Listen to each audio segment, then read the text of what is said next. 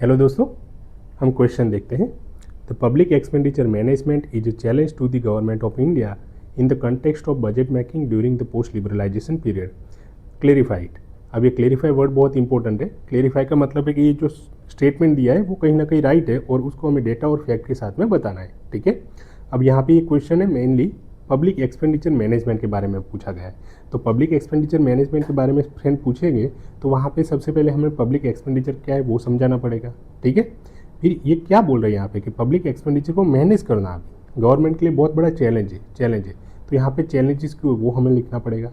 और mainly challenges किस context में फ्रेंड, तो बजट मेकिंग में। तो जब गवर्नमेंट बजट बनाती है तो बजट में गवर्नमेंट को अपना एक्सपेंडिचर वगैरह बताना पड़ता है कि किस एरिया में कितना हम एक्सपेंडिचर करेंगे, कहाँ से कितने रुपए आएंगे वगैरह। ठीक है। अब गवर्नमेंट एक्सपेंडिचर को मैनेज नहीं कर पाती है, ये बहुत बड़ा चैलेंज है बजट में। और ये इसको नहीं कर पाती है मैनेज, यही बहुत बड़ा चैलेंज है। और स्पेशली कब, पोस्ट लिबरलाइजेशन पीरियड, यानी कि 1991 में हमारा क्या हुआ, एलपीजी रिफॉर्म आया। उसके बाद में ज़्यादा ही दिक्कतें बढ़ गई और उसके बाद में पब्लिक एक्सपेंडिचर मैनेजमेंट नहीं कर पा रही है।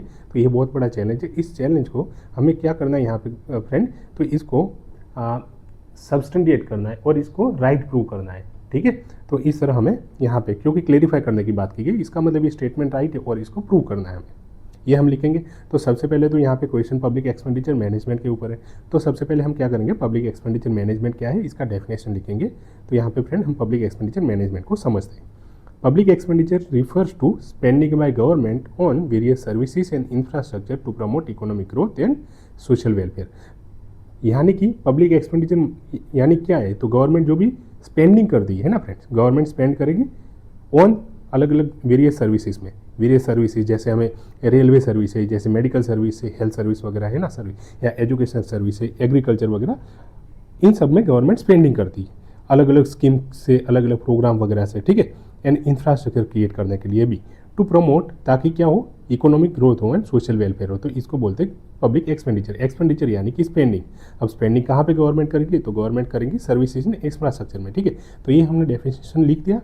अब ये पब्लिक एक्सपेंडिचर जानना फ्रेंड क्यों जरूरी है, तो क्रूशियल इन budget making. Budget making process में खास इंपॉर्टेंट है फ्रेंड। और यहाँ पे भी क्वेश्चन क्या पूछा गया है कि किस कंटेक्स्ट में चैलेंजेस है, बजट मेकिंग प्रोसेस में पब्लिक एक्सपेंडिचर मैनेजमेंट करना चैलेंजेस है। ठीक है। तो ये बजट मेकिंग के कंटेक्स्ट में हम पब्लिक एक्सपेंडिचर को समझ रहे हैं, इसलिए यहाँ पे उसके कंटेक्स्ट में हम लिखेंगे कि public expenditure play a crucial role in budget making. Budget making में इसका खास इंपॉर्टेंट रोल है। क्यों, as it determine allocation of resource to different sector. यहीं पे पब्लिक एक्सपेंडिचर से मैनेज पता चलेगा कि गवर्नमेंट को अलग अलग कौन से सेक्टर में कितना रिसोर्सेज वगैरह को एलोकेट करना है, कौन से एरिया में कितना पैसा देना है, एग्रीकल्चर में कितना देना है, हेल्थ में कितना देना है, या रोड ट्रांसपोर्ट में कितना देना है, हवाई में कितना देना है। ठीक है। और कोई पुलिस वगैरह में कितना देना है, लॉ एंड ऑर्डर में कितना, डिफेंस में कितना है। तो ये यहीं से पब्लिक एक्सपेंडिचर से ही पता चलेगा फ्रेंड। हाउ और managing public expenditure has been a significant challenge.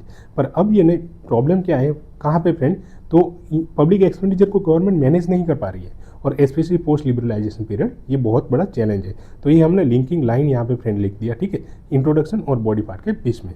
अब हम बॉडी पार्ट पे मेनली फ्रेंड आते हैं कि चैलेंजेस क्या है, क्यों ऐसा तो है कि यहाँ पे गवर्नमेंट क्या है, पब्लिक एक्सपेंडिचर को मैनेज नहीं कर पा रही है specially after post liberalisation period. ठीक है। तो इंक्रीज एक्सपेंडिचर 1991 के बाद में क्या हुआ, एक्सपेंडिचर बढ़ गया, फिजिकल डेफिसिट गवर्नमेंट की बढ़ गई। ठीक है। एक्सपेंडिचर बढ़ गया है, फिजिकल डेफिसिट बढ़ी हुई है, सब्सिडी का बर्डन ज़्यादा आ रहा है गवर्नमेंट को, डेट सर्विस यानी कि गवर्नमेंट ने बाहर से पैसे लिए, उधार में लिए, तो उनको वापस चुकाना पड़ रहा है। ये सब ज़्यादा इसकी वजह से क्या है, पब्लिक एक्सपेंडिचर मैनेज करना गवर्नमेंट के लिए चैलेंज बन रहा है। डिटेल में इनको समझते हैं। इंक्रीज एक्सपेंडिचर, अब ये एक्सपेंडिचर कहाँ बढ़ गया है, तो सब government spending on social welfare scheme के ऊपर, सोशल वेलफेयर स्कीम है, सब्सिडी, इंफ्रास्ट्रक्चर प्रोजेक्ट, इन वगैरह पे एक्सपेंडिचर गवर्नमेंट का बढ़ गया। एक्सपेंडिचर गवर्नमेंट का बढ़ेगा तो गवर्नमेंट क्या ऑब्वियसली अपना पब्लिक एक्सपेंडिचर को मैनेज नहीं कर पाएगी। अब ये सबसे वेलफेयर स्कीम यानी कि मनरेगा वगैरह, ये वेलफेयर स्कीम है, इस पे जा रहा है। पीएम किसान, इसमें हर महीना हर साल 6,000 रुपये जा रहे हैं। ठीक है। तो ये सब क्या है, वेलफेयर स्कीम के पीछे गवर्नमेंट का खर्चा हो रहा है, ये एक्सपेंडिचर ये बढ़ गया है। इंफ्रास्ट्रक्चर प्रोजेक्ट में बढ़ा है। सब्सिडी हम सबको पता है कि क्या गवर्नमेंट क्या करिए, फर्टिलाइजर है ना, फर्टिलाइजर में के पीछे गवर्नमेंट सबसे ज़्यादा एक्सपेंडिचर कर रही है। फिर किसके पीछे, तो फूड सब्सिडी भी हम सबको पता है कि 80 करोड़ लोगों को नेशनल फूड सिक्योरिटी के अंदर हम गवर्नमेंट उनको फूड सप्लाई कर रही है, तो इसकी वजह से भी गवर्नमेंट का एक्सपेंडिचर बढ़ गया है। तो ये सब प्रॉब्लम है, इसकी वजह से कि गवर्नमेंट अपना पब्लिक एक्सपेंडिचर को मैनेज नहीं कर पा रही है। ठीक है फ्रेंड। दूसरा फिजिकल डेफिसिट। फिजिकल डेफिसिट हमने सबसे पहले ऊपर भी समझा था कि physical deficit is total revenue receive minus expenditure यानी एक्सक्लूडिंग बोरोइंग। अब इसमें बोरोइंग पार्ट नहीं आता, तो ये फिजिकल डेफिसिट गवर्नमेंट को कितना बोरो करना पड़ेगा यहीं से समझ आती है। तो फिजिकल डेफिसिट अगर 3% से ज़्यादा हो रहा है फ्रेंड, 3% से ज़्यादा हो रहा है तो प्रॉब्लमेटिक है। ठीक है, तो यहाँ पे दिक्कत आ रही है कि फिजिकल डेफिसिट लिबरलाइजेशन के बाद में बढ़ गया। अब क्यों बढ़ा है? तो physical deficit has been a persistent issue. For example physical deficit 2023-24 में फ्रेंड 6.4% ऑफ जीडीपी का इतना एक्सपेक्ट किया था, और ये बहुत ज़्यादा है फ्रेंड। हमने कल भी एफआरबीएम एक्ट पढ़ा था, राइट? एफआरबीएम एक्ट 2003 को, उसमें बोला गया था गवर्नमेंट ने कि 3% टारगेट रखा है फिजिकल डेफिसिट को रखने का। ठीक है, पर यहाँ पे फिजिकल डेफिसिट बढ़ रही है क्योंकि गवर्नमेंट को ज़्यादा से ज़्यादा बोरो करना पड़ रहा है लिबरलाइजेशन के बाद में। तो ये बहुत बड़ा चैलेंज है, इसकी वजह से गवर्नमेंट पब्लिक एक्सपेंडिचर को मैनेज नहीं कर पा रही है। ठीक है। दूसरा subsidy burden. Subsidy on food, fertiliser और फ्यूल, इन तीनों चीज़ों पे बहुत ज़्यादा सब्सिडी जा रही है और इसकी वजह से बजट पे ज़्यादा प्रेशर पड़ रहा है फ्रेंड। ठीक है। The food subsidy bill alone was around 2.86 lakh crore in the 2022-23। 2022-23 का फाइनेंशियल ईयर था ना, इसमें सिर्फ फूड सब्सिडी का बिल कितना आया था गवर्नमेंट के ऊपर? 2.87 लाख करोड़। इतना सारा खर्चा सिर्फ फूड सब्सिडी पे था फ्रेंड। और फर्टिलाइजर वो भी एक बहुत बड़ा कंपोनेंट है, इसके ऊपर भी सब्सिडी बर्डन ज़्यादा आ रहा है। तो इतना जब अगर गवर्नमेंट के ऊपर बर्डन एडिशनल रहेगा तो पब्लिक एक्सपेंडिचर को कहाँ मैनेज कर पाएगी? तो ये बहुत बड़ी दिक्कत है।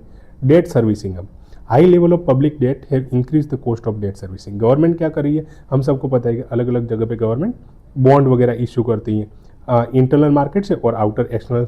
तो बाहर से जैसे वर्ल्ड बैंक है, IMF वगैरह या कोई और इंस्टीट्यूशन, ठीक है, इन सब के पास से गवर्नमेंट बोरो कर दी। अब बोरो करेंगे तो उनको वापस, ये गवर्नमेंट के ऊपर तो डेट आ गया तो उनको इंटरेस्ट भी देना पड़ेगा और जो कैपिटल है वो भी चुकाना पड़ेगा। तो इसकी वजह से क्या है, गवर्नमेंट के ऊपर एडिशनल खर्चा बहुत ज़्यादा आ रहा है और प्रोडक्टिव सेक्टर में इसकी वजह से गवर्नमेंट खर्चा नहीं कर पा रही है। तो इसकी वजह से भी पब्लिक एक्सपेंडिचर मैनेज करना बहुत बड़ा दिक्कत है। अब इसकी वजह से प्रॉब्लम कहाँ आ रहा है फ्रेंड? तो ये पब्लिक एक्सपेंडिचर मैनेजमेंट हमें किसके कंटेक्स्ट में देखना था फ्रेंड? तो बजट मेकिंग प्रोसेस के कंटेक्स्ट में हमें देखना था। तो यहाँ पे इसका अगर public expenditure management government control नहीं कर पाएगी तो इसका बजट मेकिंग प्रोसेस पे क्या इम्पेक्ट होगा फ्रेंड? तो वहाँ पे भी फिजिकल डेफिसिट बढ़ने वाली है, कैपिटल एक्सपेंडिचर कम होगा। क्यों? कैपिटल एक्सपेंडिचर यानी कहाँ? कैपिटल एक्सपेंडिचर यानी कि ऐसे एरिया में जो इंफ्रास्ट्रक्चर क्रिएट कर रहा है। ठीक है फ्रेंड, कैपिटल एक्सपेंडिचर यानी कि इंफ्रास्ट्रक्चर क्रिएट करेगा। ठीक है, जिसकी वजह से नया नया इंफ्रास्ट्रक्चर बनेगा तो इकोनॉमिक ग्रोथ होगा कंट्री का। कैसे इंफ्रास्ट्रक्चर? सपोज है आपने रेलवे बनाई, आपने हवाई अड्डे बनाए, ठीक है, या तो आपने और हॉस्पिटल वगैरह बनाई और कंपनी गवर्नमेंट ने बनाई, पब्लिक सेक्टर अंडरटेकिंग। अब ये सब एरिया में अगर काम करेंगे तो ट्रांसपोर्ट वगैरह ईजी होगा, ज़्यादा जल्दी से ट्रांसपोर्ट हो सकेगा, लोग एक जगह से दूसरी जगह आज आएंगे जाएंगे, एक्सपोर्ट इंपोर्ट हमारा बढ़ेगा, रिमोट लोकेशन के साथ में कनेक्टिविटी बढ़ेगी। ठीक है, तो कहीं ना कहीं इसकी वजह से डेवलपमेंट और इकोनॉमिक ग्रोथ होने वाला है। तो अब बजट मेकिंग प्रोसेस में ये दिक्कत क्या है? पब्लिक एक्सपेंडिचर मैनेज नहीं कर पा रही है। जहाँ पे नहीं जाना चाहिए था उस एरिया में पैसे जाएंगे तो कैपिटल एक्सपेंडिचर इसकी वजह से कम होगा और इंफ्रास्ट्रक्चर डेवलपमेंट नहीं हो पाएगा और कंट्री का इकोनॉमिक ग्रोथ नहीं हो पाएगा। तो ये बहुत बड़ी दिक्कत है। Crowding out effect. High government borrowing can crowd out private investment. अब क्या है कि गवर्नमेंट को अगर फिजिकल डेफिसिट गवर्नमेंट की ज़्यादा रहेगी तो गवर्नमेंट क्या करेगी? और ज़्यादा बोरो करेगी। अब ज़्यादा गवर्नमेंट बोरो करने जाएंगी तो ऑब्वियसली गवर्नमेंट की क्या है, क्रेडिबिलिटी ज़्यादा होती है। तो कोई ना कोई, जहाँ पे गवर्नमेंट जिसके पास भी बोरो करने जाएगी तो वहाँ पे क्या है, उनको पैसे मिल जाएंगे। अब गवर्नमेंट को जब पैसे मिलेंगे तो प्राइवेट सेक्टर को कौन पैसा देगा? क्योंकि प्राइवेट सेक्टर को पैसे तो देने वाले होंगे, पर अब क्या है, गवर्नमेंट ने पैसे तो ले लिए तो प्राइवेट सेक्टर के पास अब प्राइवेट सेक्टर को देने के लिए पैसे बचे ही नहीं है। तो इसको बोलते हैं क्राउडिंग आउट इफेक्ट। तो ये भी एक बजट मेकिंग में ये प्रॉब्लम बड़ा होता है और प्राइवेट सेक्टर के पास इसकी वजह से पैसे नहीं रहते और ताकि प्राइवेट इन्वेस्टमेंट नहीं आता और इकोनॉमिक ग्रोथ को ये इम्पेक्ट करना है। ठीक है, अब पब्लिक एक्सपेंडिचर मैनेजमेंट को तो अब हमें क्या है, थोड़ा सॉल्यूशन भी देना पड़ेगा कि इसमें गवर्नमेंट ने कुछ स्टेप्स लिए क्या फ्रेंड, गवर्नमेंट ने कुछ स्टेप्स लिए, और अगर ये गवर्नमेंट ने स्टेप्स लिए वो अभी फुलफिल नहीं हो रहे होंगे तो इसकी वजह से तो दिक्कत आ रही होगी। तो अब और क्या स्टेप्स ले सकते हैं वो भी हमें समझाना पड़ेगा, ठीक है। तो सबसे पहले तो गवर्नमेंट ने क्या स्टेप लिए वो हम देखेंगे कि गवर्नमेंट ने, हमने कल भी देखा था, FRBM एक्ट 2003 को लाया, और उसमें मेनली क्यों लाया गया, तो to bring physical discipline by setting target for physical deficit in public debt. एक टारगेट सेट करो गवर्नमेंट को कि 3% या 3.5%, ठीक है, ताकि उसी रेंज में फिजिकल डेफिसिट हमारी रहे और गवर्नमेंट थोड़ी सेंसिबल बने, और ताकि कैपिटल एक्सपेंडिचर वगैरह बढ़ सके, ठीक है। Expenditure reform, government has undertaken various expenditure reform, अलग अलग एक्सपेंडिचर रिफॉर्म लाए, such as direct benefit transfer.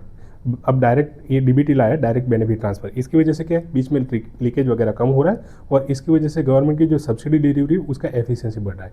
अब पहले क्या था, ये याद करो, राजीव गांधी ने बोला था कि 1 रुपया सेंटर बेचता है तो उसमें से सिर्फ 15 पैसे ही नीचे जाते, नीचे तक, ठीक है। अभी गवर्नमेंट क्या है, 6,000 अगर PM किसान में 6,000 भेज रही है तो 6,000 के 6,000 किसान के अकाउंट में जा रहे हैं, ठीक है। तो ये डायरेक्ट बेनिफिट ट्रांसफर की वजह से क्या है, ये लीकेज वगैरह कम हुआ है, तो एफिशिएंसी गवर्नमेंट सर्विस डिलीवरी की बढ़ रही है। तो ये भी एक गवर्नमेंट ने इस तरह के रिफॉर्म लिए है।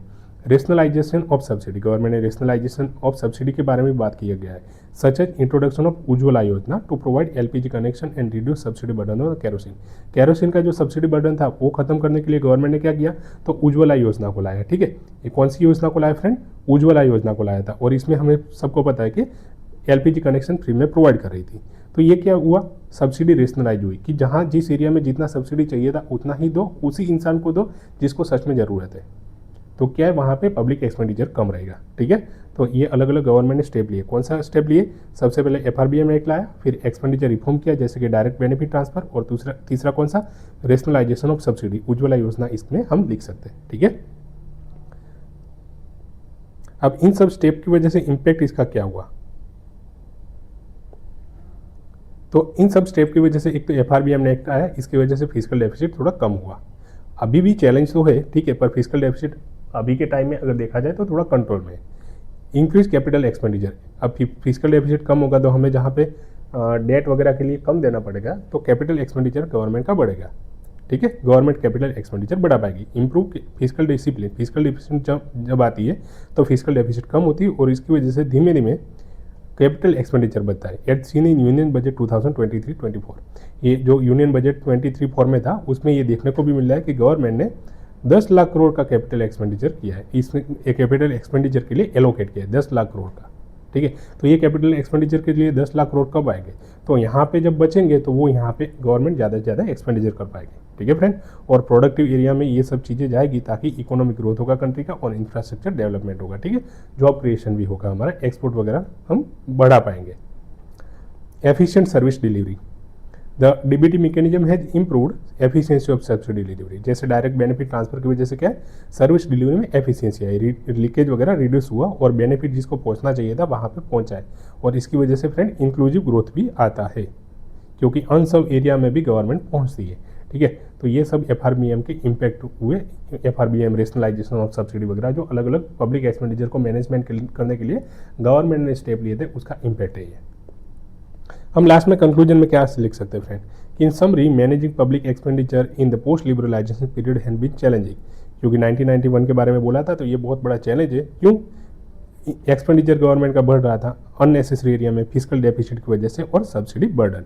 However steps like FRBM act expenditure reform have help in improving physical deficit. तो FRBM एक्ट और एक्सपेंडिचर रिफॉर्म की वजह से क्या हुआ, फिजिकल डेफिसिट ज़्यादा आई, कैपिटल एक्सपेंडिचर इस तरह हम बढ़ा पाए। Moving forward the government need to continue focusing on, अभी भी गवर्नमेंट को क्या ध्यान में रखने की ज़रूरत है कि फिजिकल डेफिसिट ना बढ़े और फिजिकल कंसोलिडेशन आए, उस पर ध्यान रखना चाहिए। सब्सिडी को रेशनलाइज करना चाहिए, मतलब जिस एरिया में और जहाँ जहाँ सब्सिडी की सच में ज़रूरत है वहीं पे सब्सिडी जाना चाहिए।